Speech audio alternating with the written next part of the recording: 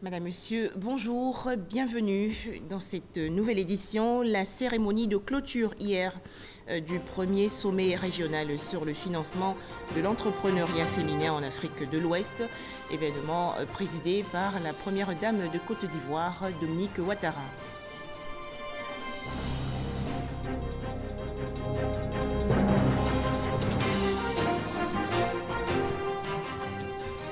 Où en est la lutte contre le paludisme en Côte d'Ivoire? Les motifs de consultation sont en tout cas en baisse dans le pays. Un colloque est organisé actuellement dans le district d'Abidjan.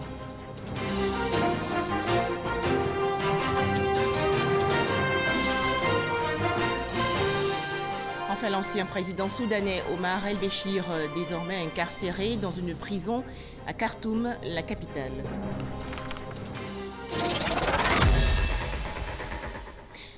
Clap final hier pour le premier sommet régional sur le financement de l'entrepreneuriat féminin en Afrique de l'Ouest. Cette cérémonie de clôture a été présidée par la première dame de Côte d'Ivoire. À cette occasion, Dominique Ouattara a appelé les pays africains à accélérer les réformes afin de lever les blocages liés au financement de l'entrepreneuriat féminin. Le point avec Herman Guivet. Des femmes entrepreneurs africaines venues du Ghana, du Libéria et du Nigeria partagent leur expérience dans l'entrepreneuriat avec un public captivé. Avec elles, sur la scène, Ivanka Trump, conseillère spéciale du président des États-Unis d'Amérique. Au premier rang du public, Dominique Ouattara, la première dame, et Daniel Kablan-Duncan, le vice-président. Objectif principal du sommet sur l'entrepreneuriat féminin, le Wi-Fi, contribuer à l'avancement des opportunités offertes aux femmes africaines. Des membres du Congrès américain confirment leur appui à l'entrepreneuriat féminin, réaffirmant le soutien indéfectible des États-Unis d'Amérique à toute entreprise, allant dans le sens de la promotion de l'autonomisation de la femme. Une autonomisation de la femme par son appel à entreprendre, déjà fortement encouragé en Côte d'Ivoire par le FAFSI, le Fonds d'appui aux femmes de Côte d'Ivoire, engagé par la première dame, Dominique Ouattara. Je souhaiterais traduire à Madame Ivanka Trump, conseillère spéciale du président des États-Unis d'Amérique, toute mon admiration pour le noble combat qu'elle mène pour l'autonomisation et l'épanouissement des femmes.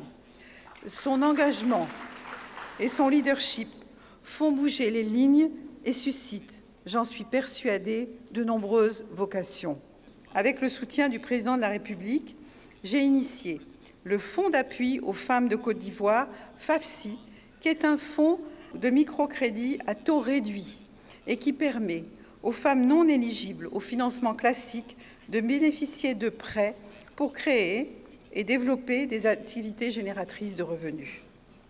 Selon de nombreux témoignages, le Fonds d'appui aux femmes de Côte d'Ivoire est une réponse adéquate à la précarité de milliers de foyers. Aujourd'hui, ce fonds est doté d'un capital de 12 milliards de francs CFA, soit 21 millions de dollars US, et il a permis de financer les activités de près de 200 000 femmes grâce à un retour sur investissement total de 29 milliards de francs CFA, soit 50 millions de dollars US. Et le taux de remboursement est de 97%, ce qui est exceptionnel. Avec ces 200 000 familles, ce sont environ 1,5 million de personnes qui sont sorties de la pauvreté du fait du financement mis à leur disposition. C'est le lieu d'engager nos États dans la mise en place de dispositifs adéquats et rationnels conformément aux recommandations issues des travaux de cette rencontre pour créer des conditions et favoriser l'accès au financement au profit d'un plus grand nombre de femmes entrepreneurs. Le président de la commission de la CEDEAO, Jean-Claude Brou, a lui présenté les conclusions de cette rencontre. Le sommet de l'initiative Wi-Fi a appelé à redoubler d'efforts pour améliorer l'accès des femmes entrepreneurs au capital, au marché, à la technologie et services financiers. Des conclusions considérées pour la première dame, comme la déclaration d'Abidjan sur l'entrepreneuriat féminin en Afrique, conclusions qui devront être suivies et régulièrement évaluées dans leur mise en œuvre pour permettre aux femmes entrepreneurs de contribuer à l'essor économique de leur pays.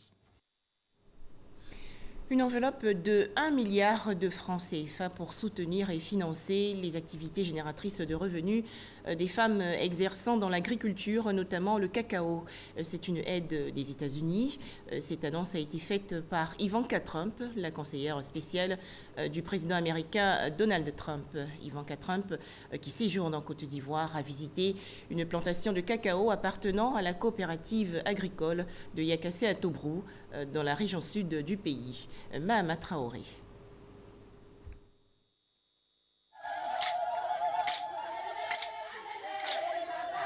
À son arrivée dans cette plantation de cacao, Ivanka Trump est accueillie par des chants traditionnels.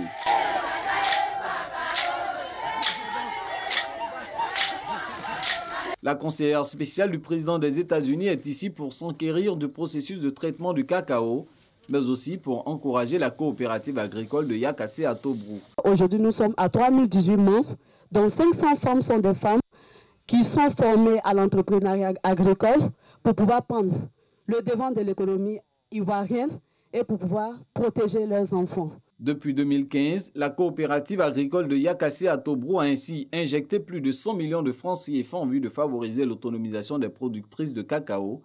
De telles initiatives doivent se multiplier. C'est pourquoi la délégation conduite par Ivanka Trump a, au nom du gouvernement américain, annoncé un investissement de plus d'1 milliard de francs CFA. Ce montant mobilisé par l'USAID et le secteur privé vise à financer les activités génératrices de revenus en faveur des femmes travaillant dans l'industrie cacaoyère. A substantial part of the workforce les femmes font partie in Côte d'Ivoire's cocoa industry. D'une force de travail dans l'industrie du cacao. There is more to do et nous savons qu'il y a plus à faire afin de pouvoir renforcer les capacités et leur permettre de réaliser leurs rêves économiques. Les femmes sont responsables de 70% de la production de nourriture dans le monde. Donc les femmes dominent dans le secteur agricole, mais quand on regarde la chaîne de valeur, elles n'ont absolument rien. Avec ce genre d'association, nous allons pouvoir aider les femmes à s'en sortir. Patrick Hachi, président du conseil régional de la mer, a traduit toute la reconnaissance de l'État ivoirien aux États-Unis. Ce soutien financier entre dans le cadre de l'initiative mondiale pour le développement et la prospérité des femmes, lancée par le président américain en février dernier. Cette initiative vise à rendre 50 millions de femmes autonomes à travers le monde d'ici 2025. Le salon de l'agriculture et des ressources animales de Côte d'Ivoire va s'ouvrir en novembre prochain. Mais déjà, les préparatifs de cette 5e édition vont bon train. La délégation ivoirienne présente à Meknès, dans le cadre du Salon international de l'agriculture du Maroc, noue progressivement des contacts. Les précisions de Kader Sogodogo. Je demande à tous les producteurs marocains dans les différents domaines d'activité, de venir à notre salon. C'est un salon qui constitue une plateforme sous-régionale. Le ton est donné. La présence en terre marocaine de la délégation ivoirienne pour le Salon international de l'agriculture du Maroc est loin d'être une balade de santé. Les attentes sont de plusieurs ordres, notamment la réussite de la 5e édition du Salon de l'agriculture et des ressources animales d'Abidjan, Sara. Le SIAM, c'est le plus grand salon de l'agriculture en Afrique du Nord. Et le Sara est le plus grand salon de l'agriculture en Afrique de l'Ouest. Et donc nous sommes venus ici chercher des clients pour venir participer à notre salon. Chercher des clients et aussi apprendre auprès du salon de l'agriculture de Meknès, apprendre à mieux organiser notre salon. Pour une première journée, la moisson est fructueuse. J'ai eu un entretien important avec Monsieur le ministre qui m'a invité à votre salon qui se tiendra, Sara, qui se tiendra au mois de novembre, Inch'Allah. Donc on sera bien évidemment présents. C'est quand même un grand événement qui permet de faire rencontrer différents opérationnels du secteur. Et je serais vraiment ravi de pouvoir contribuer que notre organisation puisse contribuer à la participation des pays membres de la Comafat à ce grand événement. La délégation ivoirienne compte ratisser l'âge au Maroc pour un Sara des plus réussis en 2019. Retour en Côte d'Ivoire, la Banque mondiale promet plus d'aide à l'hôpital général de Bingerville. C'est ce qu'annonce sa directrice générale Kristalina Georgieva en visite à Abidjan, et cela dans le cadre du premier sommet régional sur le financement de l'entrepreneuriat féminin en Afrique de l'Ouest. La directrice de la Banque mondiale a également visité le pôle d'excellence de l'université Félix Houphouët-Boigny dans la commune de Cocody. On en parle avec Alexis Ouedraogo. L'hôpital général de Bingerville fait partie depuis 2016 des 402 établissements de premier contact qui expérimentent l'approche du financement basé sur la performance. Chaque service de l'hôpital compte un point focal de mise en œuvre du financement basé sur la performance. Et ce point focal est chargé du suivi de toutes les recommandations qui sont faites à l'endroit de l'hôpital pour l'amélioration de ses prestations. Une initiative appuyée par la Banque mondiale. Ce mercredi, la directrice générale de l'institution est venue apprécier les résultats sanitaires, les succès et difficultés. Merci de vous engager fondamentalement auprès de la Côte d'Ivoire pour que la Côte d'Ivoire permette à chaque population d'avoir droit à la vie, ce droit qui est la chose la plus importante. Avec une réduction de la mortalité maternelle de plus de 83%, Kristalina Georgieva se dit satisfaite des résultats obtenus et confirme de nouveaux appuis de la banque. Nous sommes très impressionnés par le niveau de performance. Dans cet hôpital, la performance a été multipliée par 2, pratiquement comparée au niveau de l'année dernière. Nous avons la conviction à la Banque mondiale que l'autonomisation des femmes est non seulement bon pour les femmes, mais c'est également une chose intelligente à faire, en faveur des femmes bien sûr, mais de la communauté et du pays. Cap sur le pôle d'excellence de l'université Félix Houphouët-Boigny d'Abidjan. Kristalina découvre les locaux, mais surtout le réseau des femmes productrices et agricultrices. C'est un centre qui a pour vocation de nous soutenir dans le processus de recherche-développement. Le centre va soutenir la transformation, la conservation, mais aussi tous les efforts que les femmes font. Je voudrais donc remercier la Banque mondiale et dire que nous sommes très heureux de la qualité de la coopération que nous entretenons avec la Banque. Le montant pour ce centre d'excellence est à 165 millions de dollars américains. On envisage faire plus. Rappelons que la directrice de l'institution est à Abidjan dans le cadre du sommet régional à l'initiative de financement en faveur des femmes entrepreneurs. Elle y prend part aux côtés de Ivanka Trump, conseillère spéciale du président américain. Le programme social du gouvernement ivoirien peut compter sur l'appui de la fondation Lions Club International. En visitant Côte d'Ivoire, son président Naresh Agarwal a échangé avec le ministre de la Santé et de l'Hygiène publique, Eugène Aka Awele. Les précisions de Salima Toudia.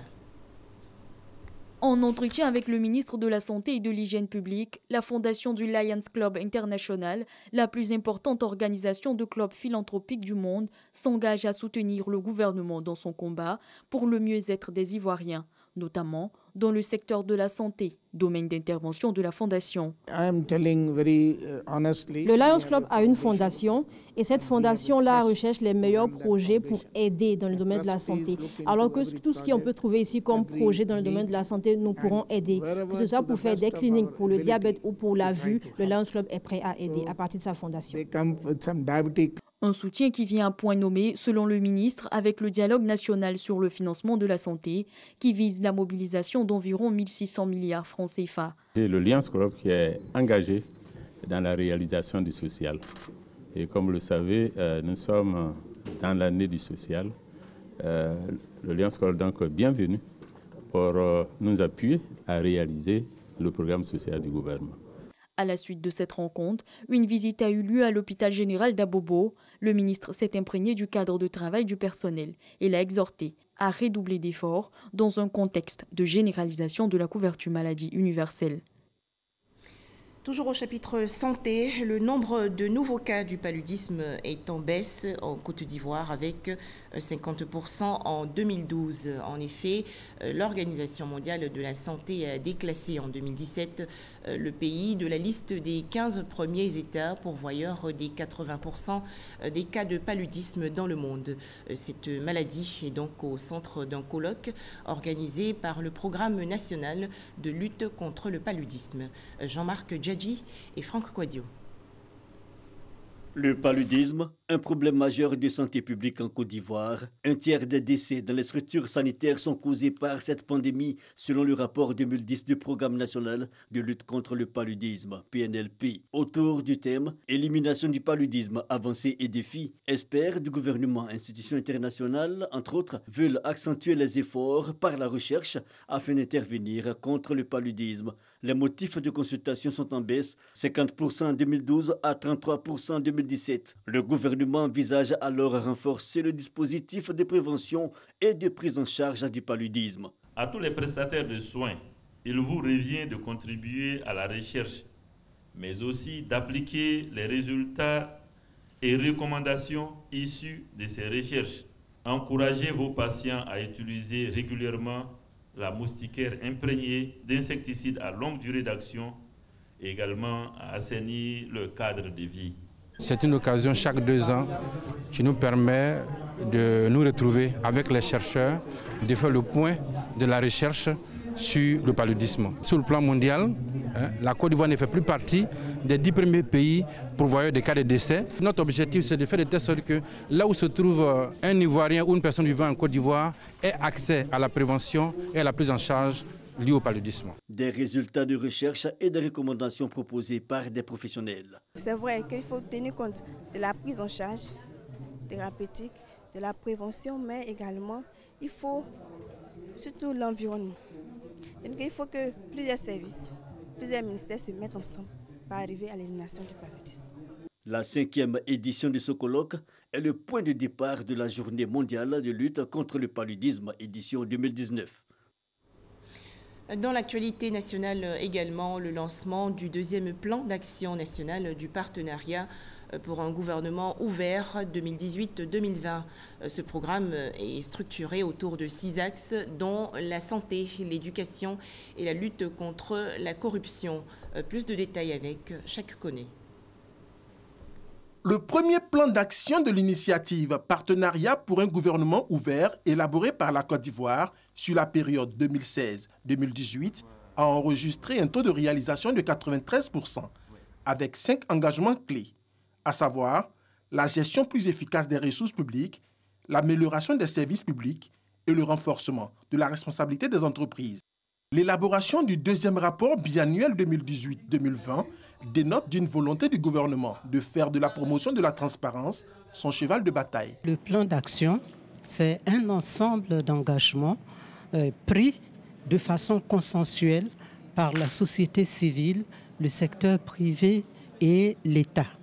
Donc l'enjeu est de tout faire pour respecter l'exécution de ces engagements qui ont été pris et qui répondent à des préoccupations de la société civile. 10 engagements constituent le plan d'action national 2018-2020 de l'initiative OGP en Côte d'Ivoire.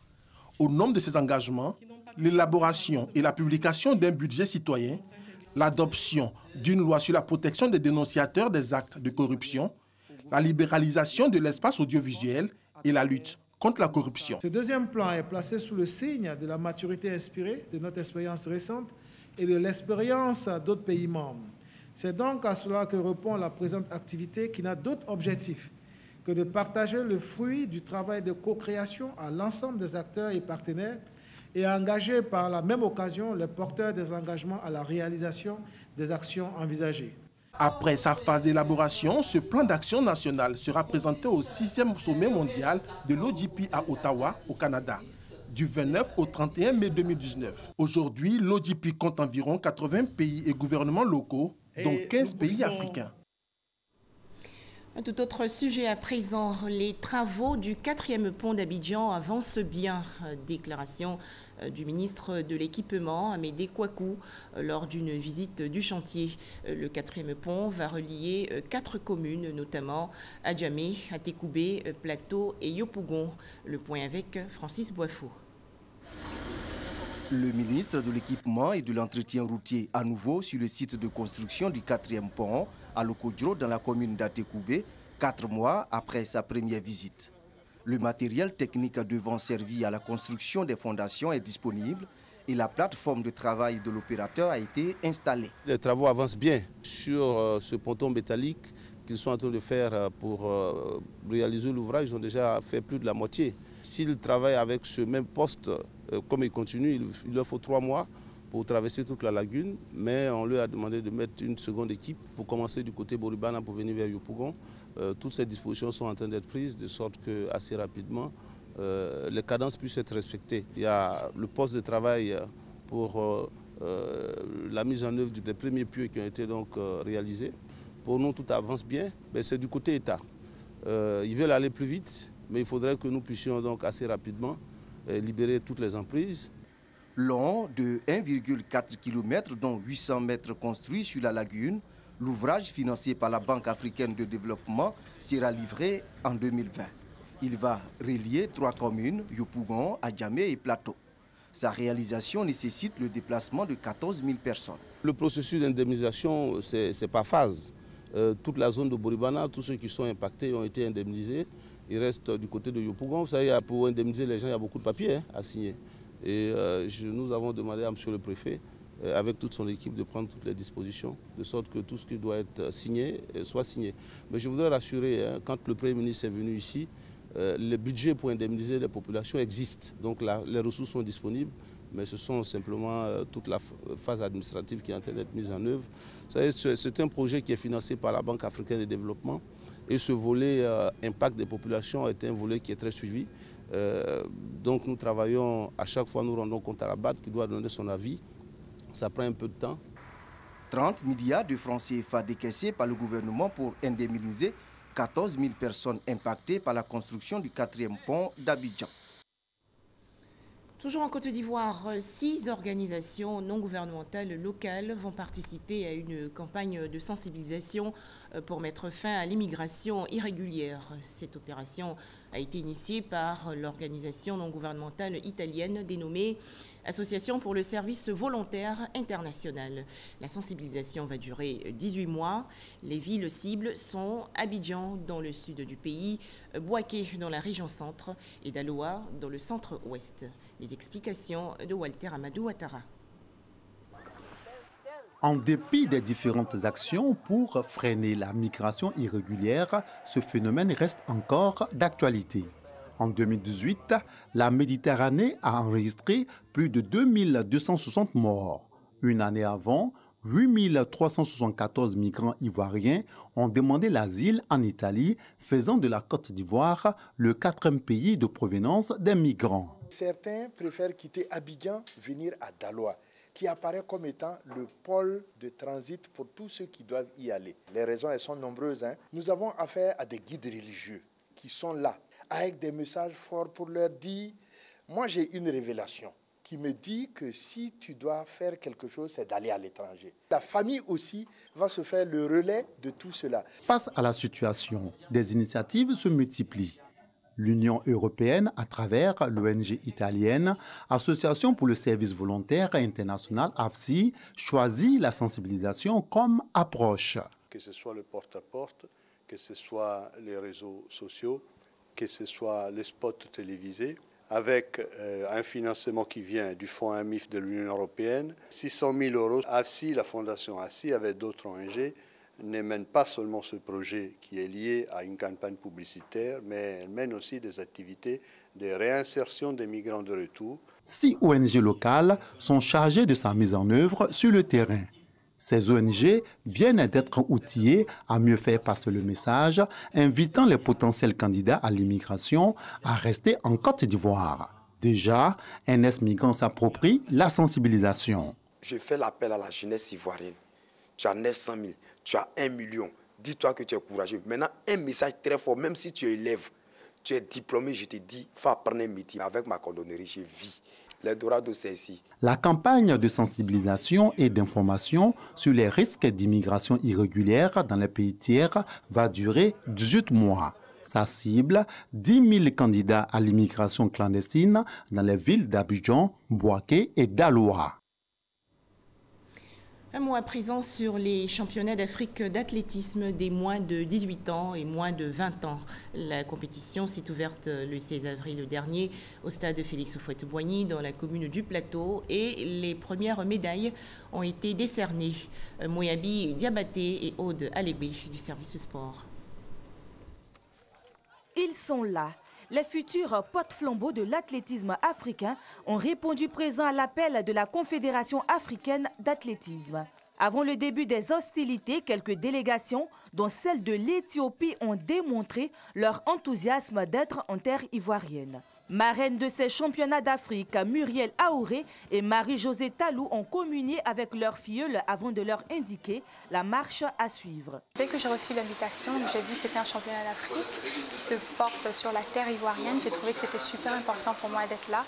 Donc pour venir motiver cette jeunesse, motiver mes petits frères et mes petites sœurs qui vont prendre la relève quand moi et Majo vont finir nos carrières. Donc j'espère que le fait qu'on est là va les motiver à travailler, à ne pas prendre de raccourcis, à être patient et à être des citoyens exemplaires. Je leur demanderai de donner le meilleur d'eux et c'est, on va dire, une compétition, mais c'est après tout la fête, donc que chacun ne soit pas stressé, qu'il reproduise ce que le coach a eu à dire à l'entraînement et puis de toute façon, toutes les personnes qui sont ici sortiront vainqueurs.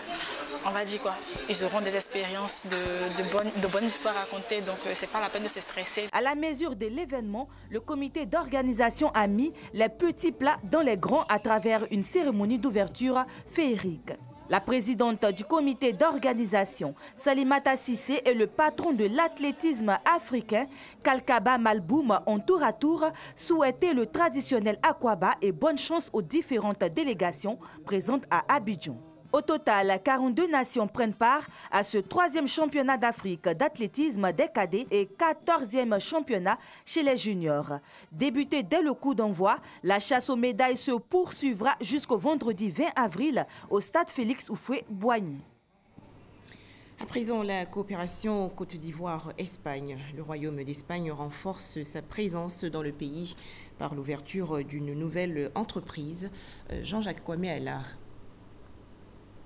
4e partenaire économique de la Côte d'Ivoire, l'Espagne ne cesse de multiplier les initiatives pour encourager l'investissement en terre de Burnie. Des actions qui attirent de plus en plus d'entreprises hispaniques sur le territoire ivoirien. Le choix de la Côte d'Ivoire n'est pas fortuit. De par sa position et leader économique de la zone UEMOA, la Côte d'Ivoire est transformée en chantier. Aujourd'hui, on a des grands chantiers qui sont à la norme internationale. Le choix de la Côte d'Ivoire par les opérateurs économiques espagnols est la résultante de la politique menée par le bureau économique de l'ambassade d'Espagne depuis sa réouverture en 2014. Nous travaillons ensemble avec les partenaires ivoiriens pour trouver des clients de nos produits, en même temps pour informer les opérateurs espagnols des opportunités d'investissement des affaires ici en Côte d'Ivoire. Selon l'ambassadeur d'Espagne, la coopération économique entre les deux pays est en pleine croissance.